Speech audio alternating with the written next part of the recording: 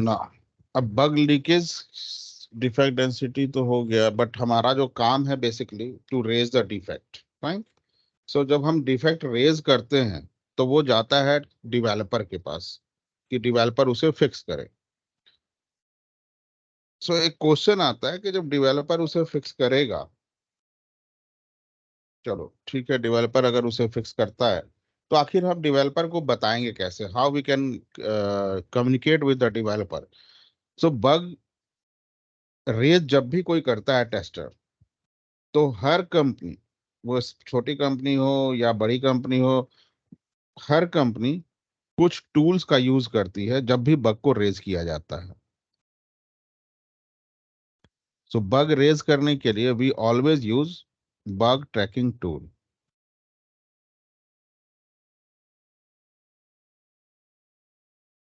ठीक है। अब बग ट्रैकिंग टूल, जो भी टूल का यूज किया जाता है उसका नाम होता है, उसे हम एक कॉमन लैंग्वेज में बोलते हैं बग ट्रैकिंग टूल। सो कोई जरूरी नहीं है कि हम किसी टूल से ही लॉक बग को बताएं डेवलपर को। हम उसके लिए ना, बहुत सारी कंपनी एक्सेल सीट का भी यूज करती है।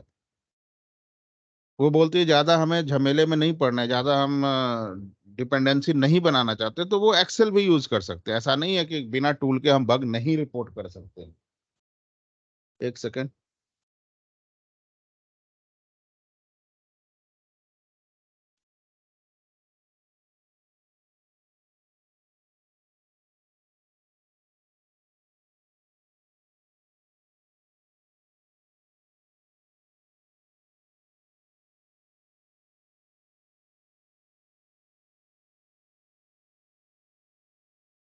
तो वो टूल का यूज ना करके एक्सेल का भी यूज कर सकती है, बट हम जैसे मैंने आप लोगों को कई बार बोला है कि ज्यादा चांस है कि आप काम करोगे अजाइल में, राइट।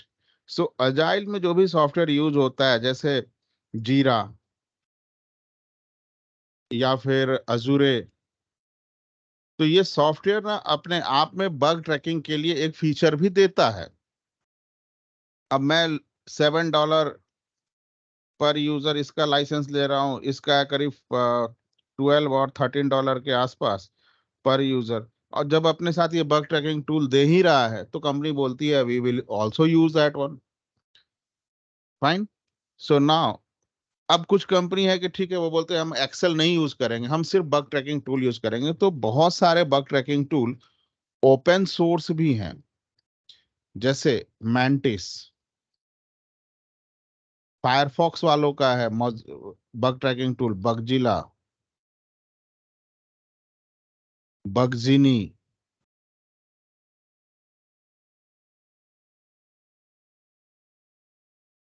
ये bug tracking tool open source भी है, तो कंपनी जिसको यूज करना चाहती है उसको यूज कर सकती है। अदर टूल है जो, ये दोनों तो पेड है, इसके अलावा भी एक पेड टूल है जो अब वो भी अजाइल मैनेजमेंट देने लगा है, दैट इज कॉल्ड ALM। इसके अंदर भी बग ट्रैकिंग टूल होता है।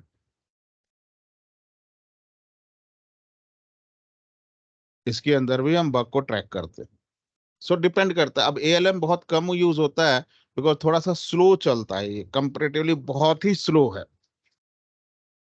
तो अब बहुत कम कंपनी इसको यूज करती है, लेकिन एक समय इसका यही टूल ही था जो पूरे टेस्टिंग को मैनेज करने के लिए यूज होता था।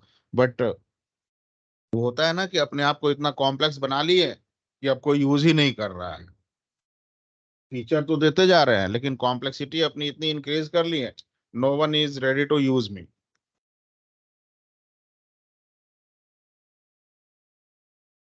सो नाउ,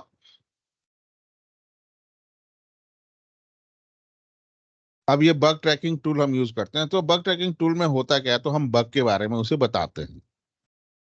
लेकिन अब वो टूल भी हम यूज करके देखेंगे, जीरा भी करेंगे और मैंटिस भी करेंगे। लेकिन एक चीज आप समझ लो, जो भी टूल यूज करो बग के लिए, तो बग के लिए सारे कुछ फील्ड लेवल जो नेम होते हैं वो सारे टूल में सेम रहेंगे, उसमें आपको 1% का भी अंतर नहीं होगा। सिर्फ डिफरेंस क्या होगा कि जीरा का कलर टेम्पलेट अलग होगा, मैंटिस का अलग होगा, बगजीला का अलग होगा। सिर्फ टेम्पलेट, कलर टेम्पलेट चेंज होगा, rest everything would be same, कुछ भी अलग उसमें नहीं होगा। सो नाउ जब हम काम करेंगे तो देखेंगे उसके बारे में, बट अभी अब बग आया सिस्टम में, फाइन।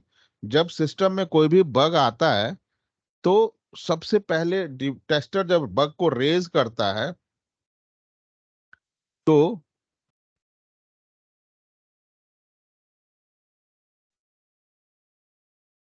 सबसे पहले जब टेस्टर बग को रेज करता है तो वो स्टेटस जो बग ट्रैकिंग टूल देता है उसे न्यू स्टेटस देता है। सबसे पहला स्टेटस होता है उसका न्यू।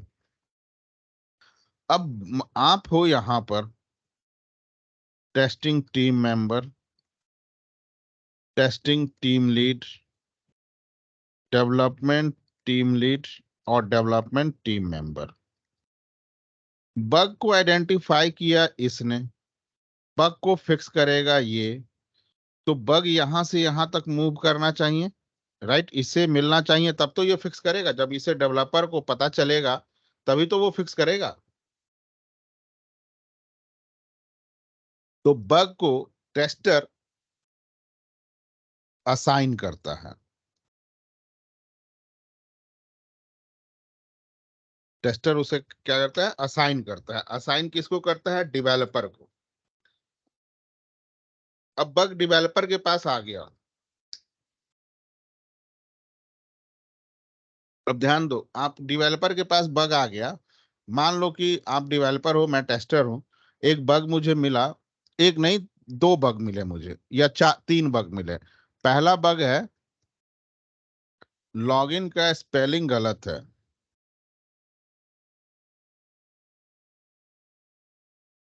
इनकरेक्ट। दूसरा बग है लॉगिन काम नहीं कर रहा है, लॉगिन बटन नॉट वर्किंग।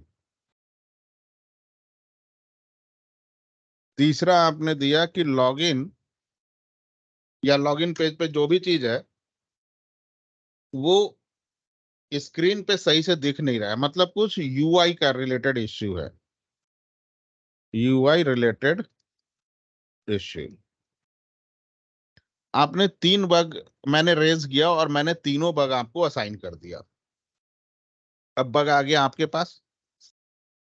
तो बग को ठीक करने के लिए सबसे पहले आप इसे ओपन करके देखोगे।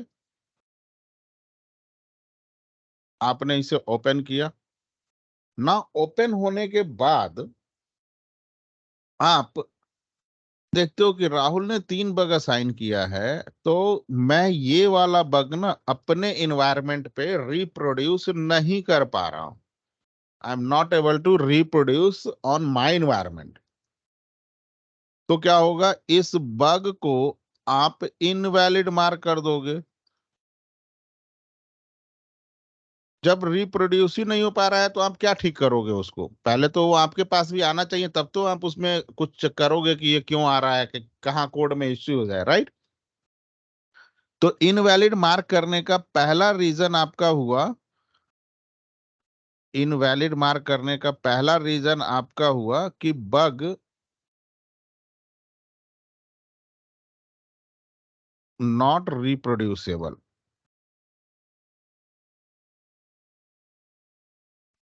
आप अपने एनवायरनमेंट पे उसे रिप्रोड्यूस नहीं कर पा रहे हो। अच्छा, सिर्फ यही नहीं होगा, दूसरा भी रीजन हो सकता है कि मान लो बग आ रहा है, अभी तो यूआई रिलेटेड का ठीक है, उसको हम कंसीडर करते हैं, लेकिन कोई दूसरा बग ऐसा समझो कि जो बग आ रहा था मेरे पास, लेकिन मैंने सफिशियंट इंफॉर्मेशन आपको नहीं दिया बग में कि आखिर क्या क्या करने के बाद ये बग रिप्रोड्यूस हो रहा है, तो भी आप उस बग को इनवैलिड मार्क कर दोगे। जब आप उसे रिप्रोड्यूस ही नहीं कर पाओगे तो फिर आप इनवैलिड मार्क करोगे, मतलब सफिशियंट इंफॉर्मेशन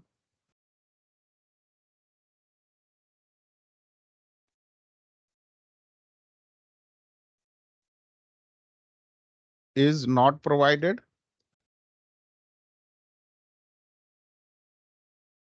सफिशियंट इंफॉर्मेशन में हो सकता है कि आपने स्टेप्स मिसिंग, स्टेप्स नहीं दिया है, या स्क्रीनशॉट प्रॉपर नहीं लगाया है, राइट। सो ये भी एक केस है कि जहां पे आप उस बग को as a developer invalid mark कर देते हो ना। अब ये दो बग आपके पास आ रहे थे, 1 और 2, तो आपने इन दोनों बग को वैलिड मार्क किया।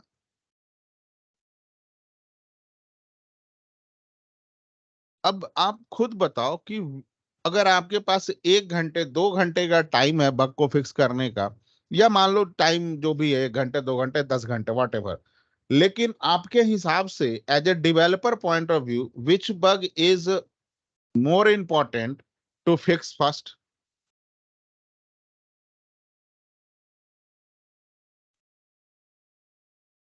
कौन सा बग इंपॉर्टेंट है कि जो पहले फिक्स हो? Login button not working. Login button sir. Yes, because अगर ये काम नहीं कर रहा है और आपने भी बोला कि हाँ वैलिड है, तो अगर ये फिक्स नहीं होगा तो पूरी टेस्टिंग टीम बैठी रहेगी ना, कि आगे का तो कुछ कर ही नहीं पाएंगे। तो आपके हिसाब से इसलिए ये बहुत ज्यादा इंपॉर्टेंट है। तो आपने बोला यार राहुल, मेरे पास ना टाइम नहीं है, मैं कुछ और भी काम कर रहा हूं, तो एक काम करते हैं, ये जो है स्पेलिंग मिस्टेक का ना, इसको मैं बाद में देख लूंगा, ये वाला को पहले मैं ठीक कर देता हूं, जिससे कि तुम्हारा काम चलते रहे। इससे कोई फंक्शनल इश्यू तो है नहीं, इससे ना तुम्हारा काम रुक रहा है, ना टेस्टिंग टीम आइडल बैठी हुई है। ये अपना मैं फंक्शनल बग जो है उसे ठीक कर देता हूं। तो एक बग को आप ठीक करने जा रहे हो, और नंबर 1 जो बग है इसे आप बोलते हो डेफर्ड। इसे दूसरी टर्मिनोलॉजी में बोलते हैं होल्ड,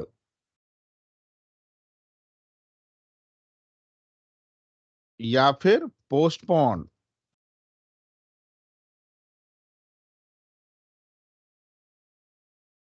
आप इस बग को पोस्टपोन कर देते हो, राइट नाउ। एक बग जो था आपने बोला हाँ मैं इसे फिक्स कर रहा हूं, सेकंड नंबर वाला को, अब आप इसे फिक्स करते हो। तो आप इसका स्टेटस चेंज करते हो, फिक्स करने के बाद जो भी करेक्शन आपने करना था कर दिया, और फिक्स कर दिया इसे। अब बग फिक्स हुआ है कि नहीं हुआ है ये कौन वेरीफाई करेगा? Tester, right.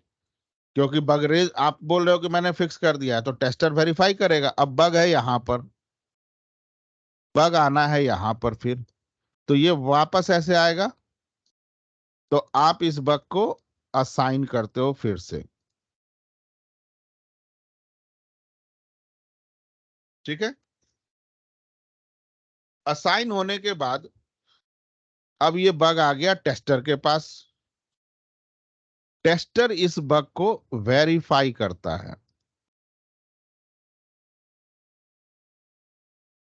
टेस्टर इस बग को वेरीफाई करता है कि ये बग सही में आ, इ, इति ने संदीप ने फिक्स किया है कि नहीं किया है, ठीक है। अब एक केस है कि आपने फिक्स कर दिया, तो मैं पास करूंगा, और अगर आपने फिक्स नहीं किया है तो मैं इसे फेल मार्क करूंगा, राइट। अब फेल होगा तो ये वापस अपने इसी साइकिल में आ जाएगा।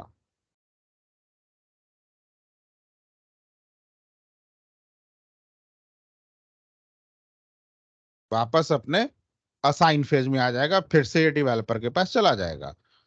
और दूसरा केस है कि अगर ये पास हो गया तो मैं इसे क्लोज्ड मार्क करूंगा, ठीक है। ना क्लोज मार्क कर दिया। अब यहां पे 2 3 चीज है, ये बहुत इंपॉर्टेंट है, ध्यान देना। पहला इंपॉर्टेंस ये है, दूसरा ये है, तीसरा ये है।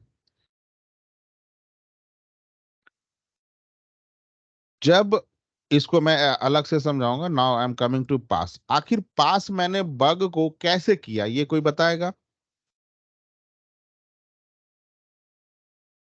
How I mark bug as a पास।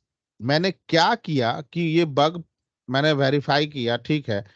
कैसे वेरीफाई किया कि ये बग पास मार्क हो गया? मैंने क्या किया था सबसे पहले? Equal to yes, SQL based yes. on expectation. मैंने क्या किया था? टेस्ट केस एग्जीक्यूट किया था, राइट। और मान लो मेरे पास टोटल 10 टेस्ट केस थे। 10 टेस्ट केस में से 3 टेस्ट केस मेरे फेल हो गए थे, तो 3 बग रेज किया था मैंने। 7 टेस्ट केस मेरे पास हो गए थे, तो कोई बग रेज नहीं किया, राइट। जब मैं पास मार्क करता हूं, इसका मतलब फिक्स होने के बाद जब मेरे को बग आता है, तो मैं जब पास मार्क करता हूं, इसका मतलब क्या है? मैंने उसी टेस्ट केस को जो फेल वाला था री एग्जीक्यूट किया, राइट और रॉन्ग? री एग्जीक्यूट किया, तभी तो मुझे पता चला कि मेरा बग बग पास हुआ है ना। पास हुआ तब मैंने उसे क्लोज मार्क कर दिया। अब ये क्लोज्ड जो है ना, ये बहुत बड़ी चीज है। एक्चुअली टेस्टर को अथॉरिटी नहीं होती किसी बग को क्लोज मार्क करने का। किसी भी टेस्टर को, वो मैनेजर क्यों ना हो, टेस्टर मैनेजर क्यों ना हो, टेस्ट मैनेजर ही क्यों ना हो, उसे किसी को अथॉरिटी नहीं होती। लेकिन अब ये अथॉरिटी असाइन कर दी जाती है, दे दिया जाता है। जस्ट लाइक आप एक कॉलेज में पढ़े हो, आपके कॉलेज में 2000 बच्चे पढ़ रहे हैं, और हर डिपार्टमेंट का अलग अलग एचओडी है। अब मान लो कि किसी दिन 100 बच्चों को छुट्टी पे जाना है, तो वो एक एप्लीकेशन देता है, तो प्रिंसिपल से साइन करवाना है। तो प्रिंसिपल का काम यही बचा है कि 100 एप्लीकेशन पे साइन करते रहे, सारे डिपार्टमेंट के, नहीं ना। प्रिंसिपल के पास बहुत सारा काम है, चाय बिस्किट भी खाना है, पॉलिटिक्स भी करना है, बहुत सारा काम है उसके पास। तो वो क्या करता है? डेजिग्नेट कर देता है अपने पावर को डिफरेंट डिफरेंट एचओडीज को, अलग अलग डिपार्टमेंट, क्योंकि आप मेरे बिहाफ पे साइन कर सकते हो, राइट। सो उसी तरह क्लोज मार्क करने का जो राइट होता है, ये बेसिकली होता है डिलीवरी मैनेजर को।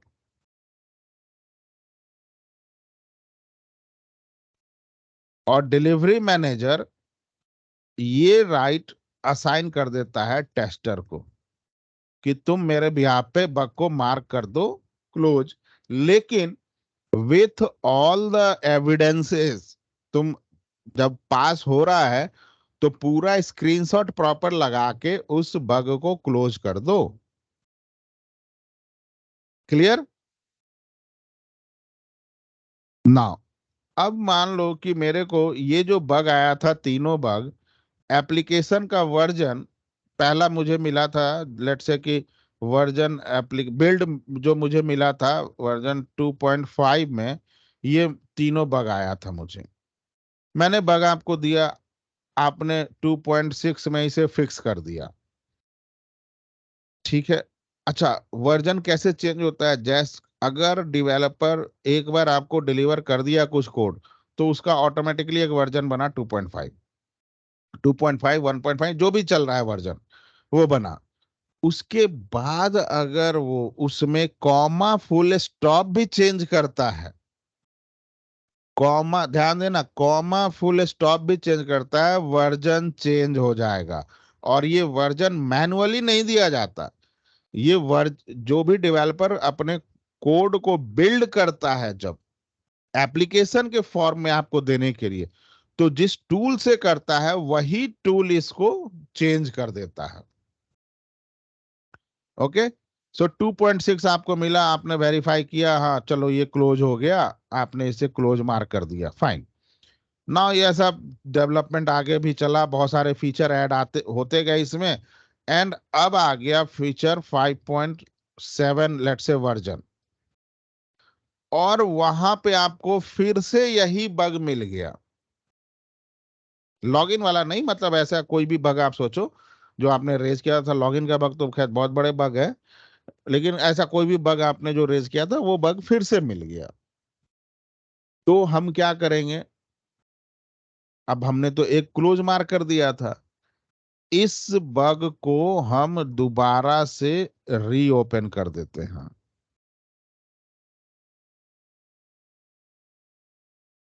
और रीओपन करने के बाद ये फिर क्या होगा?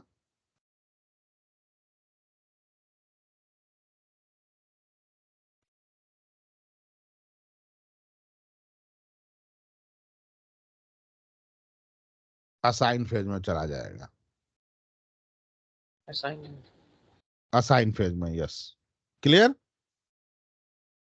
अब यहां पे ना देखो क्या होता है, ये है स्टैंडर्ड फॉर्मेट। मतलब no one can say this is the wrong. कोई भी नहीं बोल सकता। आप इस अगर इसको ओवर रूल किया जा रहा है, then you can fight with the CTO of the organization जहां पे भी आप काम करोगे। लेकिन अब यहाँ पे क्या होता है ना कि हम आप और हम लोग जैसे लोग एग्जीक्यूटिव लेवल पे काम करते हैं, राइट? हमारे ऊपर मैनेजर है या जो भी है, अजाइल में भी है, स्क्रम मास्टर है, दिस है, दैट है। तो वो क्या बोलता है, एक बार बग जब क्लोज हो गया ना, तो दूसरी बार वही आ रहा है तो आप इसको रीओपन मत करो, एक नया बग क्रिएट कर दो, जो कि बिल्कुल ही गलत है। इससे क्या होगा? Number of bug count increased. बढ़ जाए। और ये जनरली पॉलिटिक्स की वजह से होता है कि मैनेजर वगैरह जो भी होते हैं ना, वो ये काम करवाते हैं क्योंकि वो दिखाते हैं कि मेरी टेस्टिंग टीम इतने बग को रेज की है।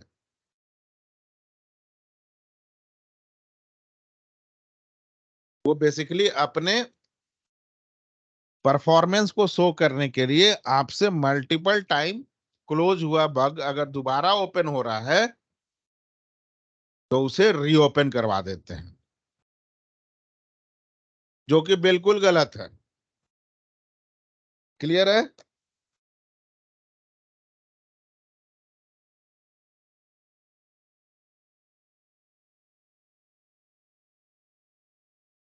अब आपको देखो इसको लेके ना वहां पे फाइट नहीं करना। जहां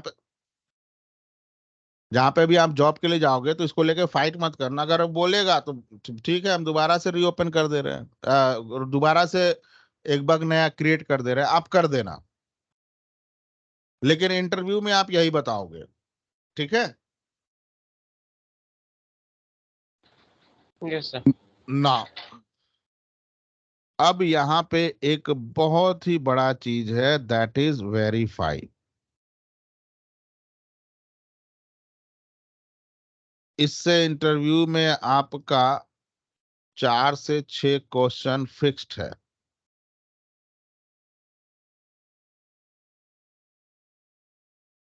वेरीफाई से। ठीक है सर ना? अब इस वेरीफाई को हम देखते हैं क्या होता है।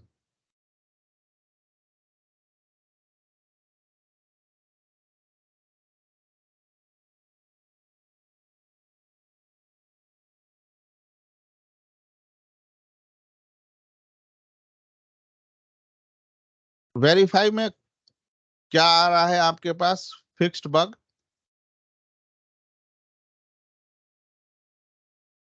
फिक्स्ड बग आ रहा है ना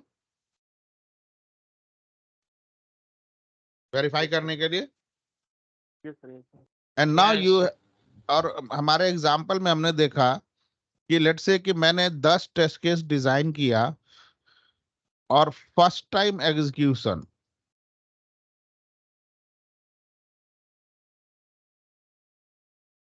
तो 10 में से 3 टेस्ट केस फेल हुए तो 3 बग रेज किया। 7 टेस्ट केस पास हुए तो कोई भी बग रेज नहीं हुआ, राइट? जब पास हो गया तो बग रेज करने का कोई मतलब ही नहीं है। अब जब मेरे पास फिक्स करके बग आ रहा है तो मैं सबसे पहले अपने फेल वाले टेस्ट केस को एग्जीक्यूट कर रहा हूं ना, चेक करने के लिए, right? It yes. Means second time execution जो हो रहा है ये सबसे पहले हम कौन सा करते हैं, फेल टेस्ट केस को एग्जीक्यूट करते हैं, यस सर, जो फेल हो गया। Right, and this is called retesting.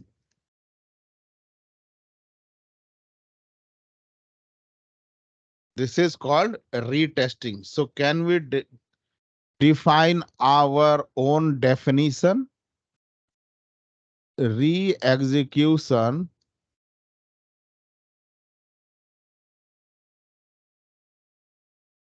of failed test case is called retesting.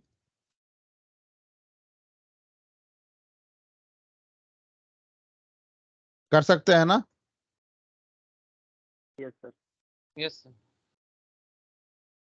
Clear है? One liner definition. और देखो अभी आगे पहले मैं और क्लियर करता हूं आपको, उसके बाद मैं आऊंगा ना। ये मान लो मेरा एप्लीकेशन था,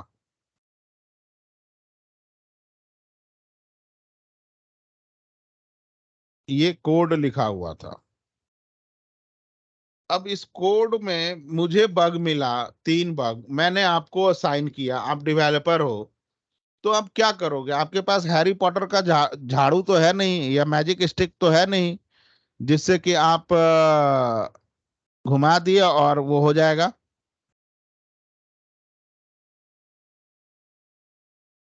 ठीक हो जाएगा बग, राइट?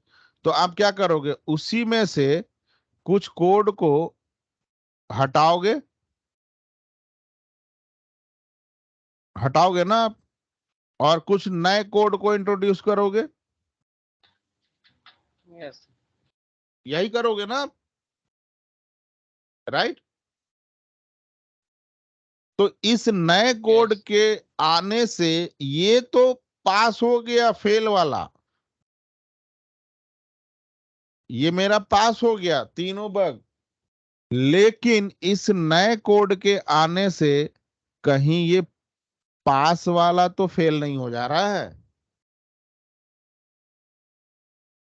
चेक करोगे कि नहीं करोगे आप? Yes sir. Yes sir. अच्छा ऐसे समझो, एक और एग्जांपल देता हूं आपके लाइफ से। मान लो आपका शर्ट का एक बटन टूट गया, मैं टेलर हूं, आप मेरे पास आके बोले कि राहुल ये लो शर्ट का बटन टूट गया है, इसे लगा दो। मैंने बोला ठीक है सर, आप 5 मिनट में आओ, मैं लगा के रखता हूँ। 5 मिनट में आप आए, मैं लगा दिया। तो आप वहां पे टेलर की दुकान पे देखोगे ना बटन लगाया कि नहीं लगाया, right? Yes sir. Yes. That is retesting. Hmm. ना आप घर आके उस शर्ट को एक बार पहन के देखोगे कि नहीं, कि जो बटन लगाया है वो प्रॉपर प्लेस पे, कि जिससे अपने होल में वो प्रॉपर तरीके से चला जाए। अगर ऊपर नीचे मैंने लगा दिया तब क्या होगा? बटन तो लगा दिया, आपका जो इश्यू था ठीक कर दिया, ऊपर नीचे, ऊपर लगा दिया नीचे लगा दिया, तो चारों जो आपके शर्ट में कितने बटन होते हैं? 6-7 होते हैं। 6-7 होते हैं, मारेंगे बेवकूफ। जो आगे में होता है, कॉलर का बटन छोड़ दो तो 5 बटन होते हैं हर किसी के शर्ट में। आप लोग इंजीनियरिंग नहीं किए हो क्या? थर्ड बटन नहीं पता है?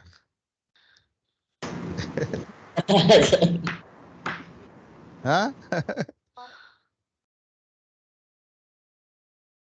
ओके, सो आप घर आके पहन के देखोगे, राइट? एंड अगर वो सही नहीं हुआ तो आपका इश्यू जो था वो तो रिजॉल्व हो गया, लेकिन नया इश्यू खड़ा हो गया ना, उसकी वजह से। उसकी वजह से। तो इसी चलते जब कोड में फिक्स आपने किया तो मैंने अपना देखा फेल वाला टेस्ट केस मेरा सही चल गया, लेकिन कहीं इस फिक्सेस की वजह से ये तो नहीं फेल कर गया, तो हम इसे भी एग्जीक्यूट करके देखेंगे,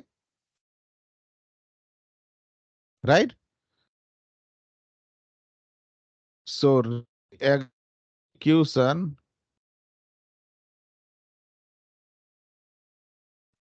of past test case is called regression testing.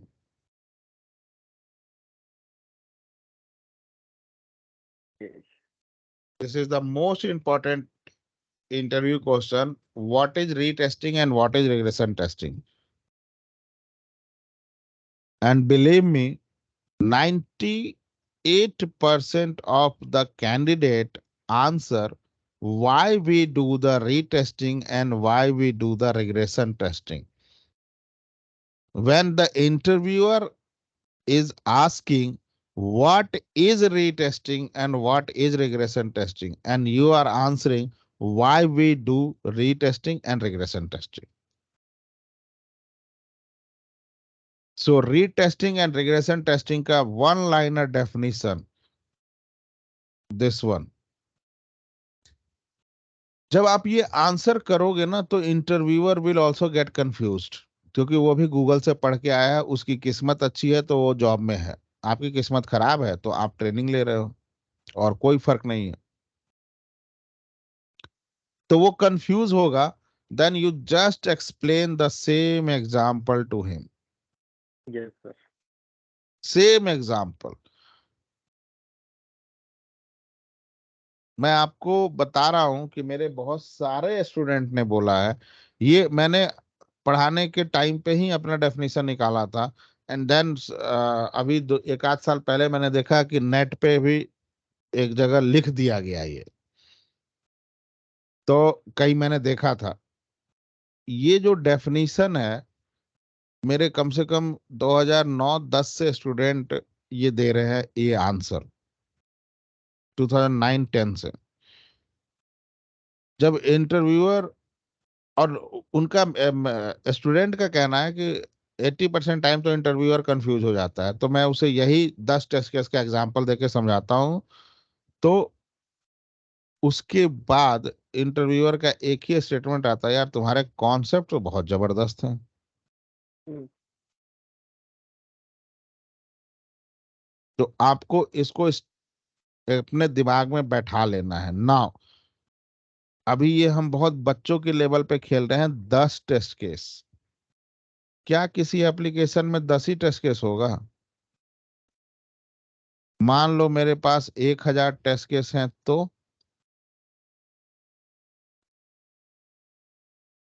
5000 test case हैं, तो कम से कम आपके किसी भी एप्लीकेशन में ना, बहुत छोटा एप्लीकेशन भी हुआ ना, अगर वेब एप्लीकेशन है तो 1000 टेस्ट केस तो होंगे ही होंगे. कुछ बड़ा है जो 2-3 साल चलने वाला प्रोजेक्ट है, तो वहां पे 5 से 10,000 टेस्ट केस होंगे. तो अब इसी सिनारियो को थोड़ा हम यहाँ इंप्लीमेंट करके देखते हैं. मान लो मेरे पास 1000, वही आप 5000 टेस्ट केस में भी कर सकते हो. 1000 टेस्ट केस है मेरे पास, राइट? और 1000 मैं फंक्शनल टेस्ट केस मान रहा हूं, जीयूआई के टेस्ट केस नहीं है, स्पेलिंग मिस्टेक दिस दैट वो हटा दो, वो अलग है, वो 1500 आप अलग काउंट कर लेना. 1000 सिर्फ फंक्शनल टेस्ट केस की बात मैं कर रहा हूं, जो कि फंक्शनैलिटी सही चल रहा है, फेल हो रहा है, whatever. So 1000 test case मेरे हैं. 1000 टेस्ट केस में से जब फर्स्ट टाइम एग्जीक्यूशन किया मैंने,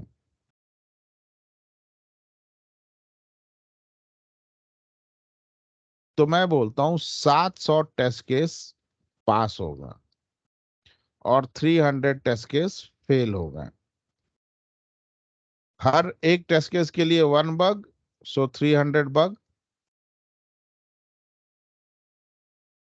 राइट?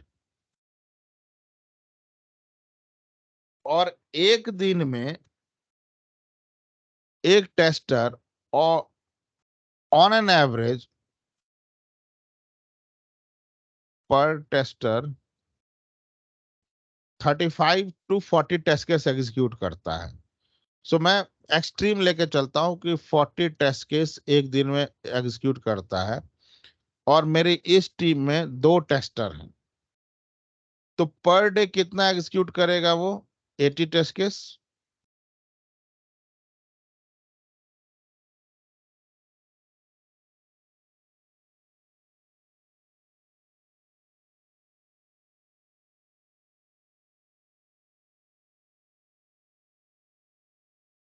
अब 1000 टेस्ट केस है,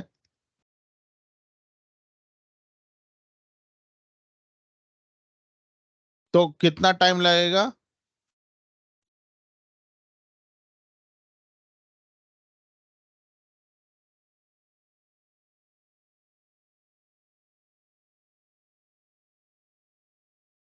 $12.5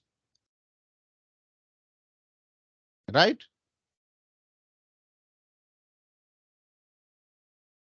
12.5 दिन में वो एग्जीक्यूट करेगा ना। अब 300 टेस्ट केस फेल हो गए। सो 300 टेस्ट केस को एग्जीक्यूट करने में जब सेकेंड टाइम आया, सेकेंड एग्जीक्यूशन, सो 300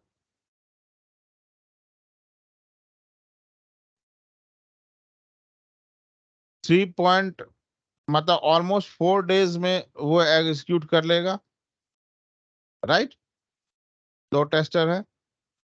लेकिन जब पास वाला टेस्ट केस को एग्जीक्यूट करना होगा, this is for fail test case.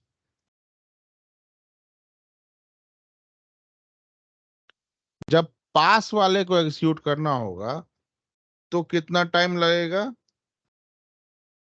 Almost 9 days. इसे मैं 13 डेज अगर मान लूं तो, राइट। ये पास वाले को एग्जीक्यूट करने में लगा ना। टोटल हो गया 9 + 4 13। नाउ सेकेंड एग्जीक्यूशन हमने किया, और इस बार ये जो पास वाला टेस्ट केस था, इसमें 100 टेस्ट केस फिर से फेल हो गया, तो 100 बग, राइट। अब ये थर्ड एग्जीक्यूशन में आया।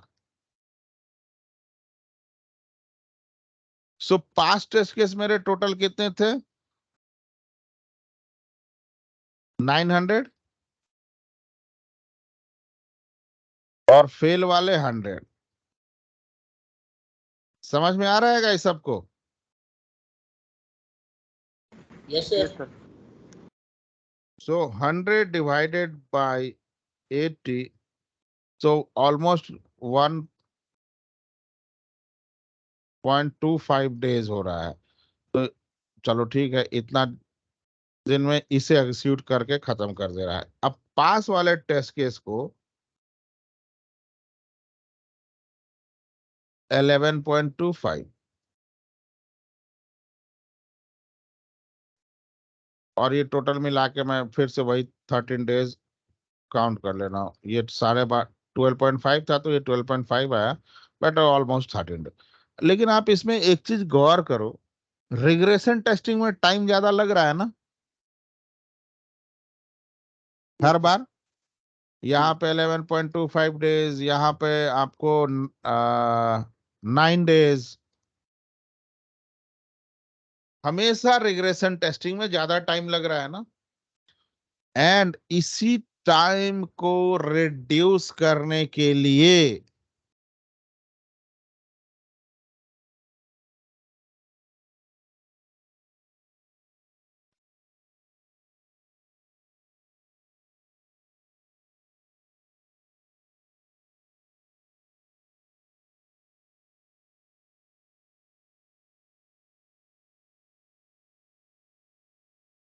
automation testing comes to the picture.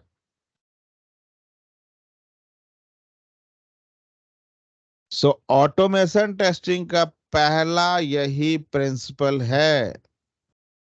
Automation जो रटते रहते हैं ना इंडस्ट्री में, सब कुछ ऑटोमेट हो गया, ऑटोमेट हो गया। गाइस, मैं आपको 3 क्वेश्चन आज बताऊंगा और आंसर भी दूंगा, और उसके बाद जो भी आपको बोलता है कि आईटी इंडस्ट्री में, मैन्युफैक्चरिंग की बात नहीं कर रहा हूं, आईटी इंडस्ट्री में सब कुछ ऑटोमेशन हो गया, बस जो भी आपको बोले उससे यही 3 क्वेश्चन करना, बस, दैट्स इट। इसी टाइम को रिड्यूस करने के लिए यहां पे 13 डेज लग रहा है, यहां पे 9 डेज लग रहा है, इसी को रिड्यूस करने के लिए ऑटोमेशन टेस्टिंग आता है। इसीलिए जितने भी ऑटोमेशन टूल हैं, जितने भी हैं, आप Selenium, QTP, Katalon studio, Rational Robot, जितने भी ऑटोमेशन टूल का नाम सुने हो, these all tools are known as regression tool।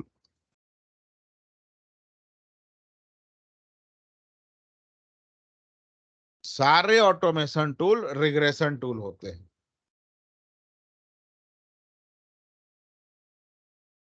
Clear? अब आता है कि यार ऑटोमेशन को ले आते हैं, ठीक है, ऑटोमेट कर देगा, और ये जो काम आप 13 डेज में कर रहे हो, ये ऑटोमेशन टूल से अगर आप करोगे तो ये आपको हो सकता है 1 आवर में खत्म कर दे।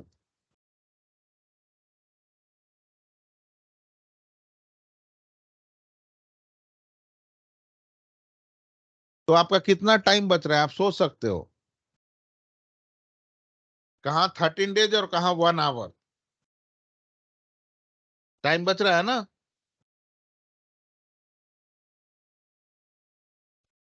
Yes. सो अब एक क्वेश्चन आता है कि टोटल तो 1000 टेस्ट केस थे, कौन सा टेस्ट केस फेल होगा, कौन सा पास होगा, no one can say, right. तो ऑटोमेशन टेस्टर से हम बोलते हैं कि भैया तुम एक काम करो, इस सारे टेस्ट केस को ऑटोमेट कर दो,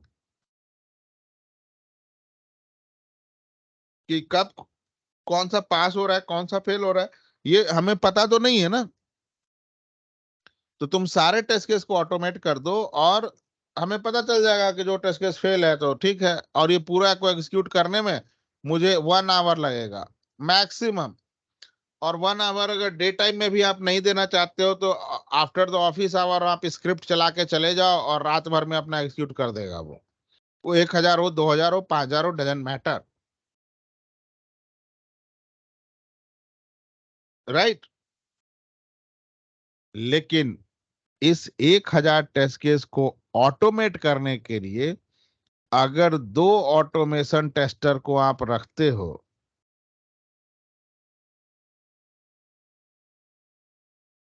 तो कम से कम वो 1 to 2 ईयर, कम से कम 2 ईयर,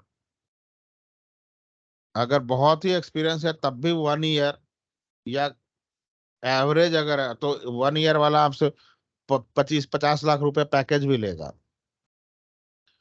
हम्म, तो कम से कम 1 ईयर तो मैं कम से कम मान के चलता हूँ 1 ईयर लेगा 1000 टेस्ट केस को एग्जीक्यूट कर ऑटोमेट करने में। क्योंकि आप एक दिन में 30 manual tester 35 test case on an average, quality test case 35 लिखता है, quality test case. Automation tester एक दिन में 1 से 2, एवरेज अगर मैं बात करूं, एवरेज तो 2 स्क्रिप्ट बनाता है। अब 1000 टेस्ट केस है, इसे मैं और आगे बढ़ा दूं तो 3 स्क्रिप्ट मैक्सिमम, 3 से ज्यादा नहीं बना पाता। एवरेज की बात कर रहा हूं, ऐसा नहीं कि पर डे 3 बना के छोड़ देगा, किसी दिन हो सकता है 5 भी बनाए, किसी दिन हो सकता है 1 भी नहीं बना, या किसी दिन हो सकता है 10 बना दे, और हो सकता है 2 दिन 1 भी नहीं बना, 3 दिन 1 भी नहीं बना, चल ही रहा है।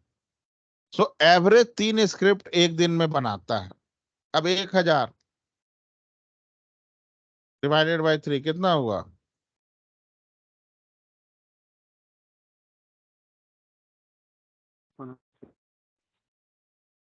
333.33।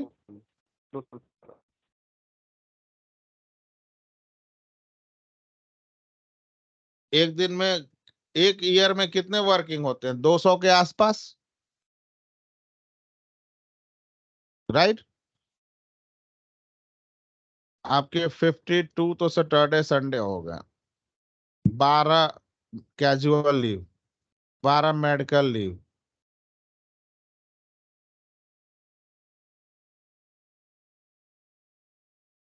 और 12 ऑफिशियल हॉलीडे, कितने हो गए? 36 प्लस 52, 88। 365 दिन में 88 डेज माइनस कर दो। और अगर वो 10-12 दिन मामा की शादी है, तो गर्लफ्रेंड भाग गई है, उसको भी पकड़ के लाना है, सब मिला के अगर आप 100 डेज मान के चलो, तो 265 दिन उसके पास बचा। या इसे 280 मान लो, चलो ठीक है, मैरिड है तो गर्लफ्रेंड भी नहीं भाग सकती। राइट? सो 280 दिन है, 280 दिन, 333 डेज। कम से कम 1.25 साल लगेगा उसको बनाने में, राइट? तो इसलिए ऑटोमेशन तभी हम प्रोजेक्ट में इंट्रोड्यूस करते हैं जब मेरा प्रोजेक्ट कम से कम 2 साल से ज्यादा चले, कम से कम 2 साल से ज्यादा चले, तब हम ऑटोमेशन टेस्टर को लाते हैं। पहला तो चीज ये है।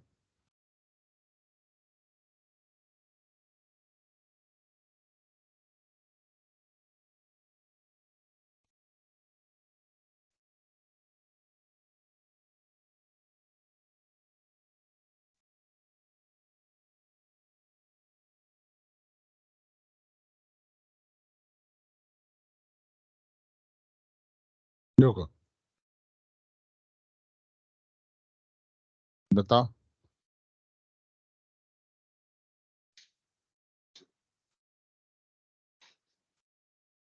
मिनिमम 2 साल प्लस हो, मिनिमम। बंद करो इसको, रिया।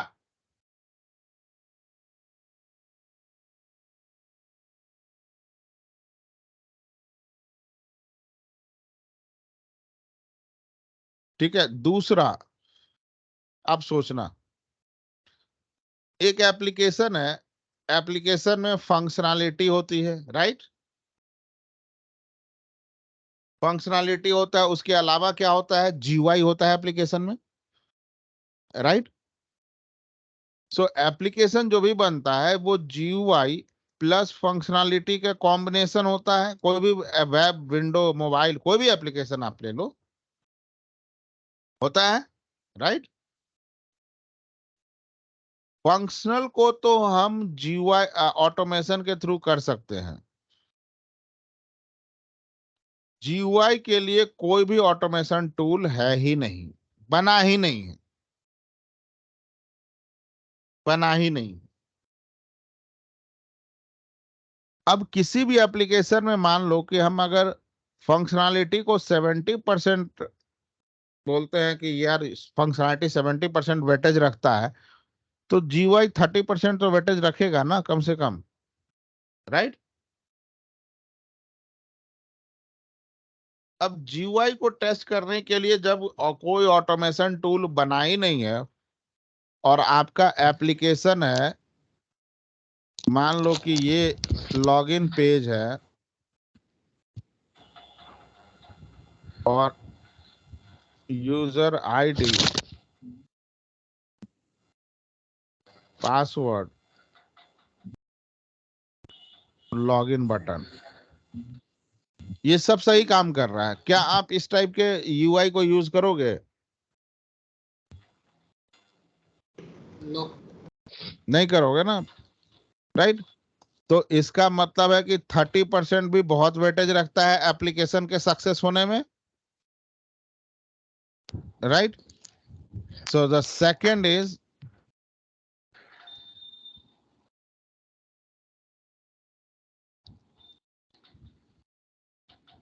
automation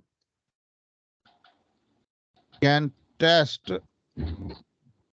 only functionality, not GUI. ये GUI को टेस्ट नहीं कर सकता, कर ही नहीं सकता, कोई टूल ही नहीं बना.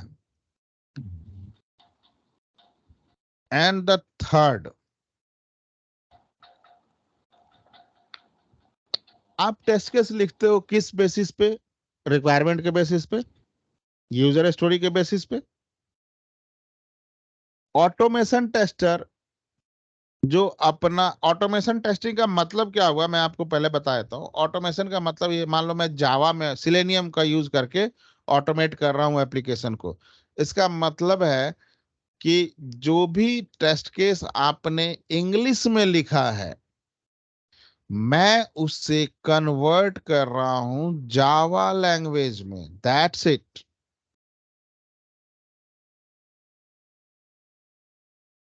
सिंपली जो आपने इंग्लिश में लिखा है, मैं उसे कन्वर्ट कर रहा हूं जावा लैंग्वेज में.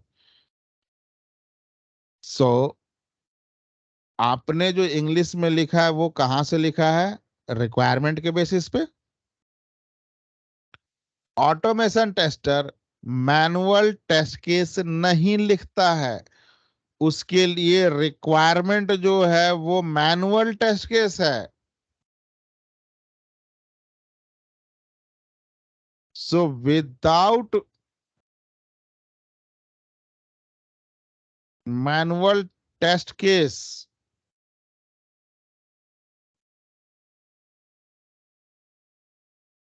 automation is not possible. Possible ही नहीं है.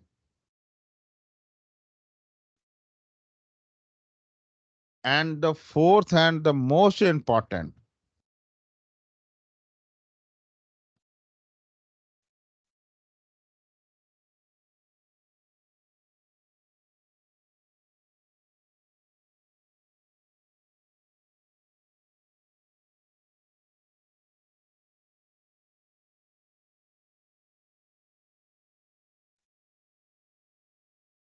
ऑटोमेशन टेस्टिंग बग को आइडेंटिफाई नहीं कर सकता है.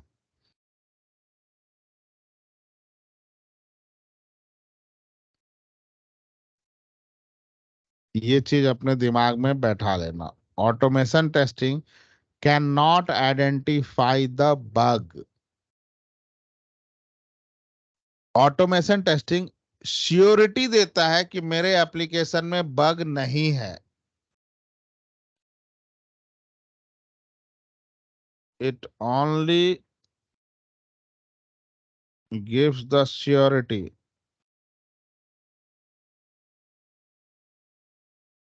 that there is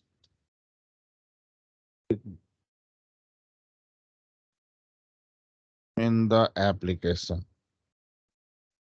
एक सेकंड यार. कितना?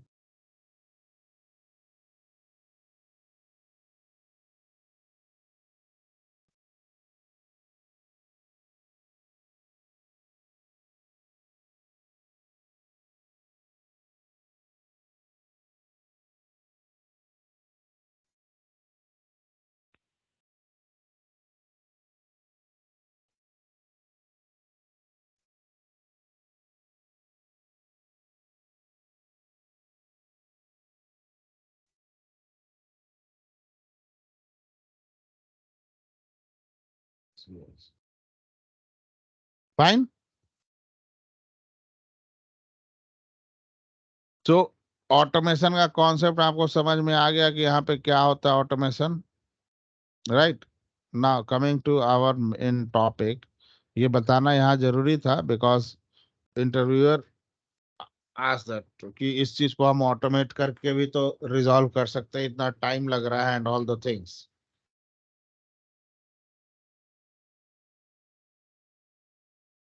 एंड अभी मेरे पास वही सिनारियो है. 1000 टेस्ट केस,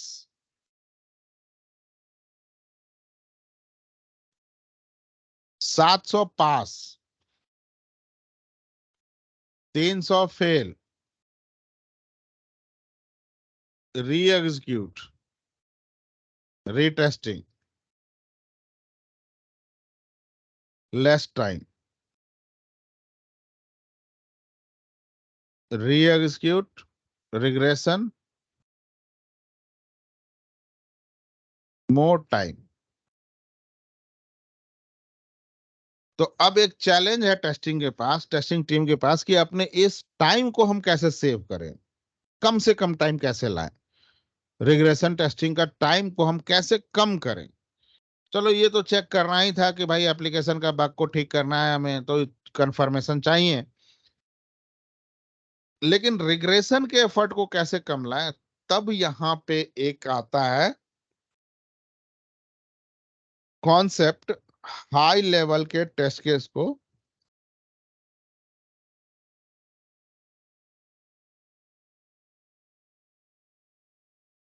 पिक करो एंड एग्जीक्यूट करो। अगर ये सारा पास हो गया हाई लेवल के टेस्ट केस, तो मैं 100% श्योर हूं कि my application is working fine. ठीक है ना। अब ये हाई लेवल टेस्ट केस जो होता है, ये 100,000 टेस्ट केस जो है मेरा, क्या है, मैंने क्या बोला था, फंक्शनल टेस्ट केस है। यूजर इंटरफेस का नहीं, स्पेलिंग मिस्टेक, कॉस्मेटिक एरर, ये सब हटा दो, वो सब अलग है। फंक्शनल टेस्ट केस ज्यादा इंपॉर्टेंट है। सो अब ये हाई लेवल का टेस्ट केस क्या होगा,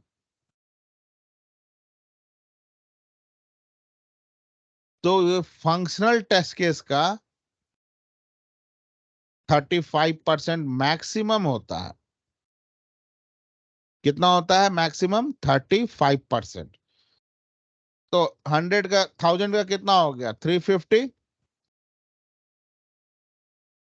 एक दिन में 80 टेस्ट केस एग्जीक्यूट करते हैं, 80 टेस्ट केस पर डे। तो 350 टेस्ट केस को एग्जीक्यूट करने में कितना टाइम लगेगा? 3.5 days.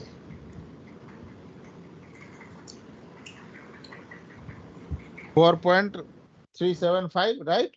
सो ऑलमोस्ट मैं मान के चलता हूं कि 5 डेज।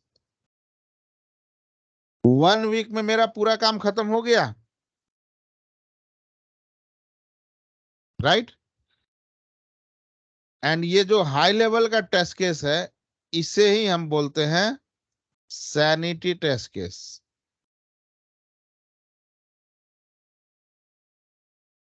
और इसे जो एग्जीक्यूट करते हैं, this is called sanity testing.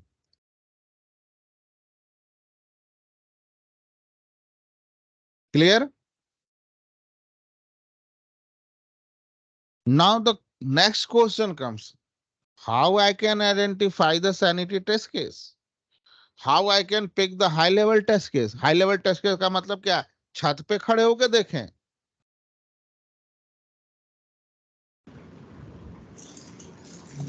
नहीं एप्लीकेशन ना। में हाई लेवल के टेस्ट केस का मतलब क्या हुआ यहाँ? सैनिटरी टेस्टिंग, कैसे हम टेस्ट केस को पिक करेंगे कि कौन सा टेस्ट केस, ये सारा फंक्शनल टेस्ट केस से ही जा रहा है गाइस, ध्यान देना। फंक्शनल से ही रीटेस्टिंग बकेट में गया, फंक्शनल से ही रिग्रेशन में गया, गया कि नहीं? और इसी से सैनिटी में भी जाएगा। लेकिन कैसे, कैसे कौन से टेस्ट केस को हम पिक करें कि सैनिटी में ये जाए, और मुझे कम से कम टाइम में, 5 दिन में, मैं अपने टेस्ट केस को एक्सिक्यूट करके 100% श्योर होके बोल दूं कि हाँ मेरा एप्लीकेशन सही काम कर रहा है, सारे टेस्ट केस सही चल रहे हैं। कहा मैं 13 दिन लगा रहा था, कहा 5 दिन में काम खत्म हो गया।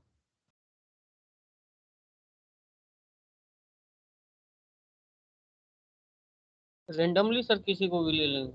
अरे वाह, बहुत बढ़िया, रैंडमली। ऐसे तो भाई जैसे सरकार शादी करवाती है, क्या बोलते हैं, एक एक बार में 500-500 किसी के साथ तुमको बैठा दे, शादी कर लो, चले जाओ। हाँ, ऐसा नहीं होता ना, टेस्टिंग कर रहे हैं सर। एप्लीकेशन फेल हो गया फ्लिपकार्ट पे, ठाकुर जी 10,000 बार घर के सामने जो किराना वाला शॉप है उसको से पैसे ट्रांसफर कर रहे हो ग्रोसरी लेने के बाद, और एक बार पैसा मेरे पास आ जा रहा है, जब मोटा पैसा महीने का राशन ट्रांसफर कर रहे हो, 5,000 रुपए का राशन लिए, पैसा मेरे पास आ गया ट्रांसफर, और उसके बाद हम भूल जाएंगे आपको कौन है ठाकुर जी। ऐसे तो नहीं चलेगा ना,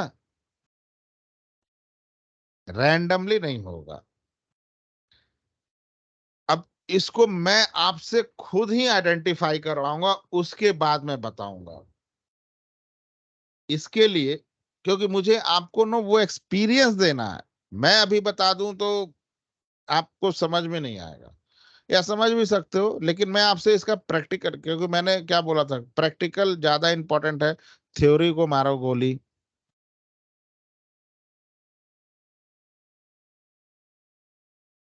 अब इस पे सैनिटरी टेस्ट केस लिखने के लिए मैं आपको पहले आता हूं, ये जो बग का मैंने आपको बताया ना, ये बग का, this is called bug life cycle, this is called bug life cycle. इस बग लाइफ साइकिल में बहुत सारे स्टेट हैं, दीज आर स्टेट।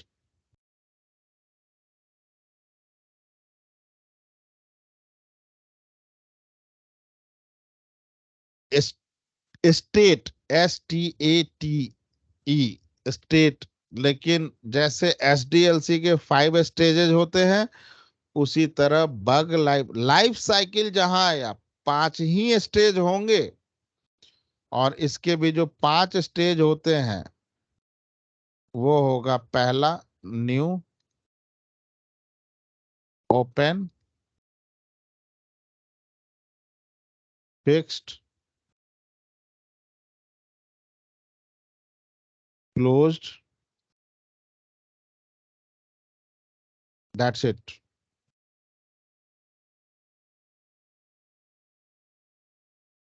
ध्यान देना, ये 5 ही स्टेज होंगे, लेकिन ऐसे चलेगा वो।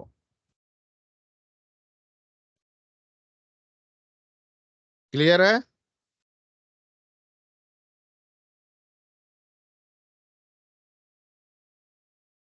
ठाकुर जी क्लियर है? Yes sir yes. Everyone clear है? Yes, sir.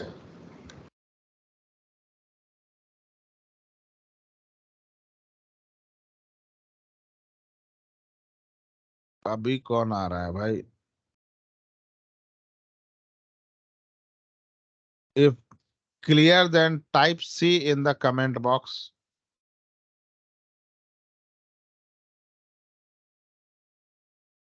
Chat, type C in the chat.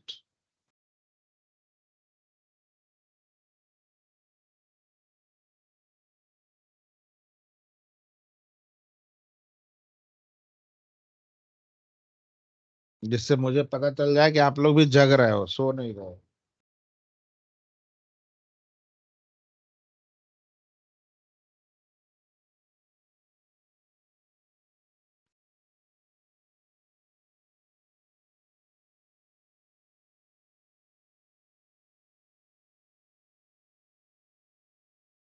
तीन ही लोग भेजे, बाकी सब कुछ हो गए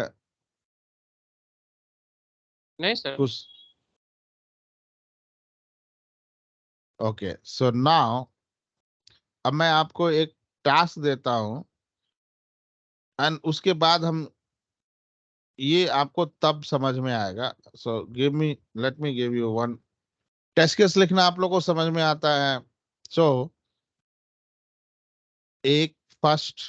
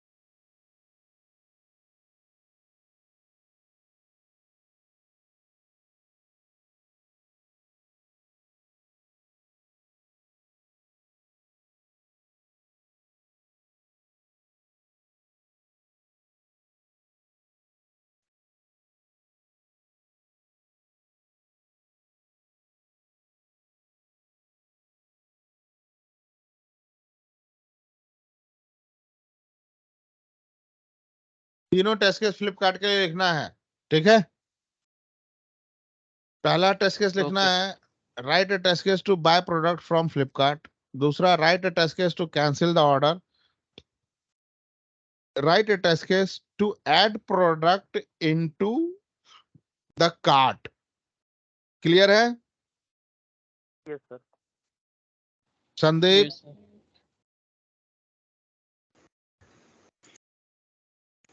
यस सर, वो बहुत क्लियर है।